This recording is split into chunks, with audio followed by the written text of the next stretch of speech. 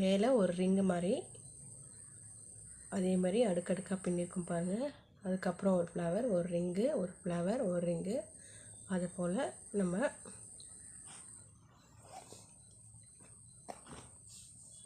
பார்த்திங்கன்னா உங்களுக்கே தெரியும் ஒவ்வொரு சைஸில் பின்னிருக்கோம். ஃபஸ்ட்டு வந்து 1, அதுக்கப்புறம் 2, 3, 4 ஃப்ளவர், அப்புறம் 5 ஃப்ளவர், அதுக்கப்புறம் 4 ஃப்ளவர், அதுக்கப்புறம் 3, 2, 1ல் நம்ம முடிக்கிறோம். இது வந்து இது பார்த்திங்கன்னா இது ஒரு மாடல். இதே மெத்தடில் தான் நம்ம 2 அடுக்கு செஞ்சுருக்கோம் பாருங்கள்.